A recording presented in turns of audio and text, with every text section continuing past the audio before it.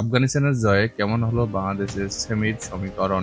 এই একটা ম্যাচ জিতলে পারলেই সুপার এইটের পর্ব শেষ করতে পারত অস্ট্রেলিয়া। ভারতের সঙ্গী করে তারা চলে যেতে পারত সেমিফাইনালের বড় মঞ্চে, কিন্তু তাদেরকে 21 রানে হারিয়ে গ্রুপের লড়াই জমিয়ে তুলেছে আফগানিস্তান। এমন এক ম্যাচের পর অস্ট্রেলিয়া তো বটেই, 2 ম্যাচে 4 পয়েন্ট পাওয়া ভারতও আছে সুপার 8 থেকে বিদায়ের সংখ্যায়। এবারের বিশ্বকাপের শুরু থেকেই ধারাবাহিক ছন্দে আছে আফগানিস্তান, মাঝে ওয়েস্ট ইন্ডিজ এবং ভারতের বিপক্ষে হারালেও তাদের রশিদ খানের পারফরম্যান্সের ভাটা পড়েনি।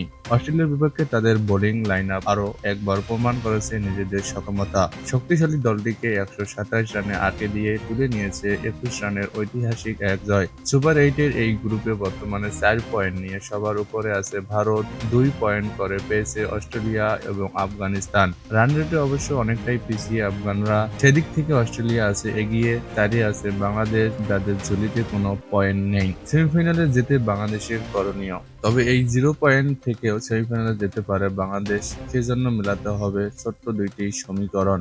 আফগানিস্তানের বিপক্ষে ম্যাচটা জিততেই হবে নাজমুল হোসেন শান্তর দলকে, তবে সেটাও হতে হবে বড় ব্যবধানে। রশিদ খানের হারানোর পাশাপাশি অন্য ম্যাচে ভারতের জয় কামনা করতে হবে। এরপরে অস্ট্রেলিয়া ও আফগানিস্তানের সঙ্গে তাদের পয়েন্ট সমান হবে। তখন হিসাব হবে নেট রান রেটে নাজমুল হোসেন শান্তরা এগিয়ে থাকলেও পাওয়া যাবে সেমির টিকিট। ভারত হেরে গেলে কি হবে? ভারত যদি নিজেদের ম্যাচে হেরে যায় তাহলে বাংলাদেশ জয় পেয়েও লাভ হবে না। তখন অস্ট্রেলিয়া এবং ভারত দুই দলেরই পয়েন্ট হবে 4।